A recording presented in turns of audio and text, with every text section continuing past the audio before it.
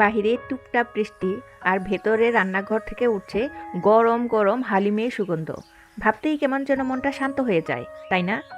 আজকে আমি আপনাদের সাথে শেয়ার করব আমার স্পেশাল বৃষ্টির দিনের পারফেক্ট কমফোর্ট ফুড, হোমমেড গরুর মাংসের হালিম। এটা কোনো সাধারণ হালিম না। এখানে আমার কিছু সিক্রেট টিপস আছে যা আমার হালিমকে বানিয়েছে একদম রেস্টুরেন্টের চেয়েতেও হাজার হাজার গুণ বেশি সুস্বাদু। প্রথমেই দেখে নেই কী কী লাগছে। বিভিন্ন ধরনের ডাল, গম, তাজা গরুর মাংস আর কিছু স্পেশাল মশলা। সব কিছু একসাথে যখন মিশবে তখনই তৈরি হবে সেই ম্যাজিক। বিসমিল্লাহির রহমানির রহিম। আসসালামু আলাইকুম। সবাইকে স্বাগত জানাচ্ছি ট্রিপল এমের আজকের রেসিপিতে। প্রথমে আমি আধা কাপ গম ভালো করে পরিষ্কার করে পানি দিয়ে ভিজিয়ে রাখবো 5 থেকে 6 ঘন্টা। তারপর এখন নিয়ে নিব বিভিন্ন ধরনের ডাল। এখানে আমি নিয়ে নিচ্ছি 1/3 কাপ মটর ডাল, 1/3 কাপ মুগের ডাল, আধা কাপ বুটের ডাল, 1/3 কাপ মাসের ডাল, 1/3 কাপ মসুরের ডাল আর আধা কাপ পোলাওয়ের চাল।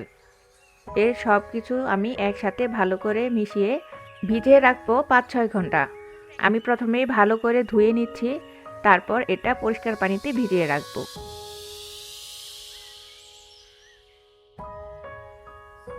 বাসায় যদি এভাবে হালিম বানিয়ে খান তাহলে বিশ্বাস করুন, বাহিরের কেনা হালিমের চেয়ে এর স্বাদ কোটি কোটি গুণ বেশি হবে।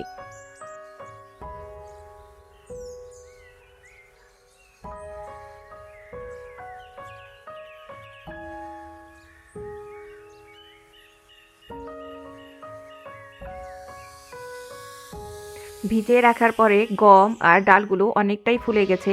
এবার আমি গমটাকে আধা ভাঙা করে নেব, মানে ব্লেন্ডারে ব্লেন্ড করতে হবে পুরাটা না। দেখুন ঠিক এরকম করে আধা ভাঙা করে নেব। যদি কেউ চান ব্লেন্ডারের বদলে শিলপাটা বেটেও এরকম করে নিতে পারেন। এখন আমি ডালগুলো সব একসাথে করে প্রেসার কুকারে দিয়ে দিচ্ছি আর সাথে দিচ্ছি গম। এখানে যদি ডাল, গম, মাংস সব রকম মশলা দিয়ে একসাথে ধীরে ধীরে রান্না করা হতো তাহলে সেটা খেতে হতো আরও সুস্বাদু। সময়ের স্বল্পতার কারণে আমি ডালগুলো বিভিন্ন মশলা দিয়ে আলাদা করে প্রেসার কুকারে সিদ্ধ করে নিচ্ছি। এখন এর মধ্যে দিয়ে দেব স্বাদ মতো লবণ। আমি ডালের জন্য যতটুকু লবণ লাগবে ঠিক ততটুকুই দেব। আগে কম করে দেব, প্রয়োজন হলে পরে টেস্ট অনুযায়ী ব্যালেন্স করে নেব। তারপরে দিয়ে দিচ্ছি ধনিয়া গুঁড়া 1 চা চামচ, মরিচের গুঁড়া স্বাদ অনুযায়ী। আমি মরিচের ঝালটা কম দিব কারণ পরবর্তীতে আমি একটা সিক্রেট মশলা ব্যবহার করব। দিয়ে দিচ্ছি হলুদের গুঁড়া, আদা বাটা, রসুন বাটা, পেঁয়াজের কুচি আর একটু সরিষার তেল। সরিষার তেলের স্বাদই আলাদা। সরিষার তেল দিয়ে রান্না করলে এটা স্বাদ আরও বেড়ে যাবে।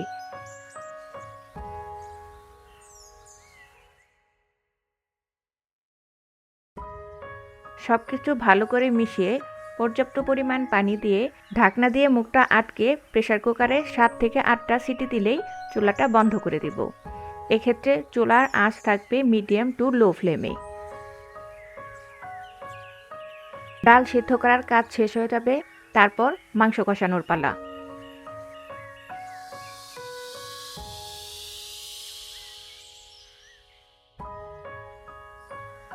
এখানে আমি গরুর মাংস ব্যবহার করব।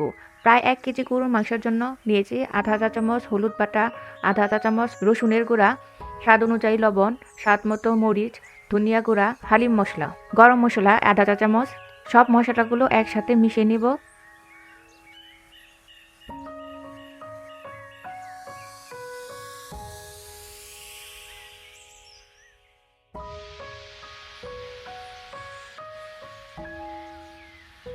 এখন এর মধ্যে দিয়ে দিব প্রায় 1 কেজি গরুর মাংস। এখানে একটা ছোট্ট টিপস আছে, মাংসটা যদি একটু চর্বি সহ নেওয়া হয় তাহলে হালিমটা আরও বেশি সুস্বাদু হয়ে যায়।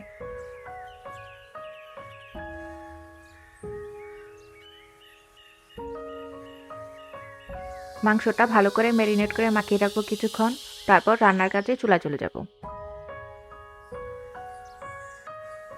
চুলাইতে সসপ্যান বসিয়ে দিয়েছি।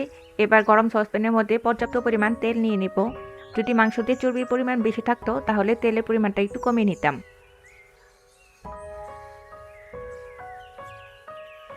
এখানে দিয়ে দিচ্ছি গরম মশলা, এলাচ, দারুচিনি, তেজপাতা, লবঙ্গ। এগুলো দিয়ে ভালো করে ফোড়ন দিয়ে যখন একটা সুন্দর সুগন্ধ বের হয়ে আসবে তারপর দিয়ে দিব পেঁয়াজ কুচি। পেঁয়াজ কুচি দিয়ে দিয়েছি আধা কাপ। এখন পেঁয়াজটা ভালো করে লাল করে ভেজে নেব।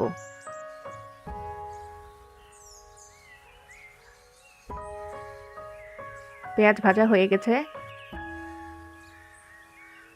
এবার দিয়ে দিচ্ছি পেঁয়াজ বাটা। পেঁয়াজ বাটাটা দিয়ে ভালো করে কষিয়ে নেব আরও কিছুক্ষণ।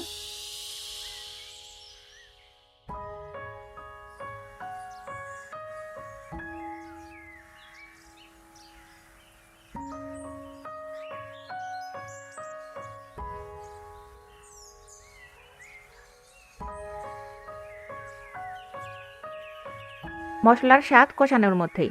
মশলা যখন ভালো করে কষানো হয়ে যাবে তখন মশলার স্বাদ বেড়ে যাবে। আর মাংসসহ মশলা যখন ভালো করে কষানো হবে তখন মাংসের স্বাদ বেড়ে যাবে। এখন ম্যারিনেট করা গরুর মাংসটা দিয়ে দিলাম আর সাথে দিয়ে দিব গরম মশলার গুঁড়া।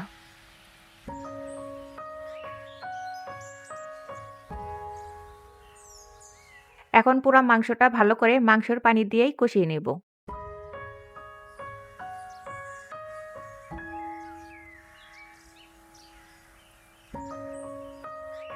প্রেসার কুকারটা ৮টা সিটি দিয়ে বন্ধ করে ফেলেছি। এখন ঢাকনাটা খুলে দেখলাম, মাশাআল্লাহ অনেক সুন্দর হয়েছে।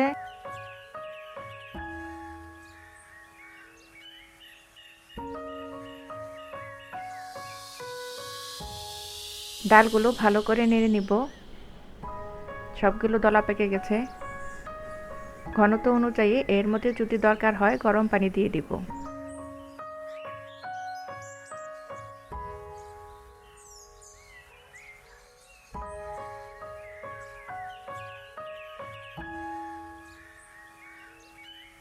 ঘনত্বটা একটু আমার কাছে বেশি মনে হচ্ছে, তাই আমি এর মধ্যে এখন ফুটন্ত গরম পানি দিয়ে দিব 2 কাপ।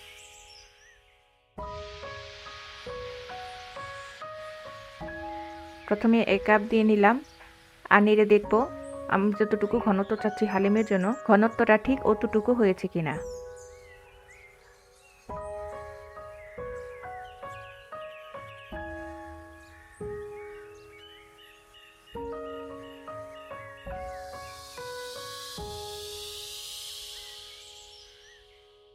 এদিকে মাংসটা কষানো হয়ে গেছে। মাংসের মধ্যে গরম পানি দিয়ে ভালো করে সিদ্ধ করে নেব।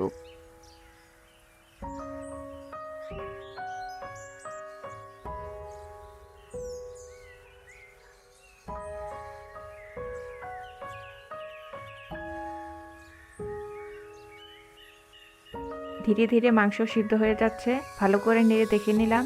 আর এর মধ্যে আমি দিয়ে দিয়েছি আমার সিক্রেট সেই মশলাটা। সিক্রেট মশলাটা হলো হালিমের মশলা। বাজারে কিনতে পাওয়া যায়। এরকম যে কোনো ব্র্যান্ডের হালিমের মশলাটা দিয়ে দিতে পারেন।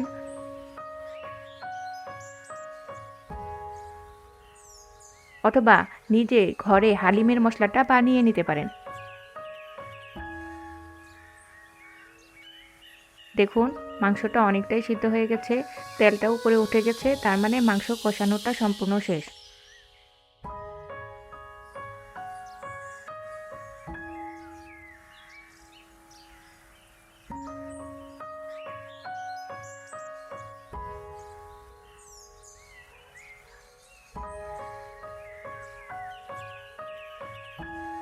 প্রেসার কুকারের ডাল কষানো গরুর মাংসের মধ্যে ঢেলে দেব। তারপর হালকা হাতে নেড়ে নেব আর চেখে নেব লবণ ঠিক আছে কিনা। দেখুন কি সুন্দর লোভনীয় দেখতে হয়েছে।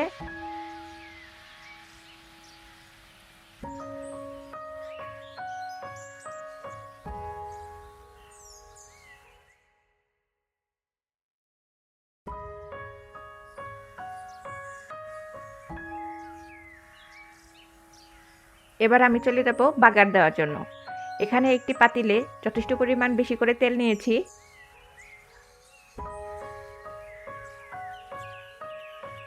তেলটা গরম হয়ে গেলেই 1 কাপ পেঁয়াজ ছেড়ে দেব। নেড়ে চেড়ে পেঁয়াজটা যখন হালকা বাদামি রঙের হয়ে যাবে তখন এর মধ্যে দিয়ে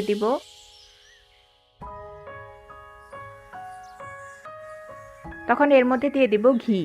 ঘি দিলে এর সুগন্ধটা আরও বেড়ে যাবে, খাওয়ার স্বাদটাও বেড়ে যাবে। ঘিয়ের তো তুলনাই হয় না।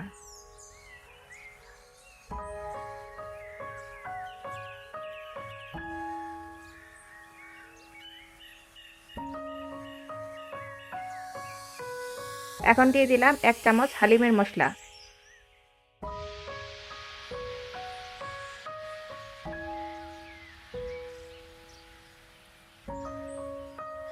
এটা শুধু কালারের জন্য।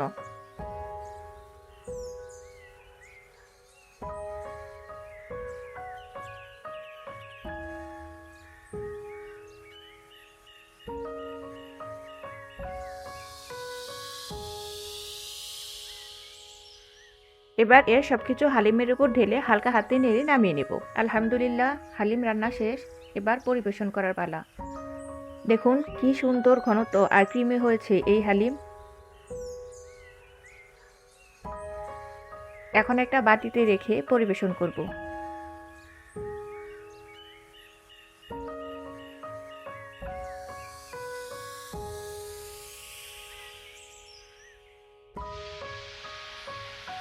এখন উপর দিয়ে একটু তেল দিয়ে দিলাম। এখন দিয়ে দিচ্ছি শসা কুচি, পেঁয়াজ কুচি, কাঁচামরিচ কুচি, একটু ধনেপাতা কুচি, আবার একটু শসা আর লেবু দিয়ে উপরে একটু পেঁয়াজ বেরেস্তা দিয়ে পরিবেশন করলাম আমার রান্না করা আজকের হালিম। বিশ্বাস করুন, এই এক বাটি হালিম আপনার পুরো দিনটাই ভালো করে দেবে। আপনি যদি এমন আরও রেসিপি দেখতে চান তাহলে ভিডিওটিকে লাইক করে চ্যানেলটাকে সাবস্ক্রাইব করুন।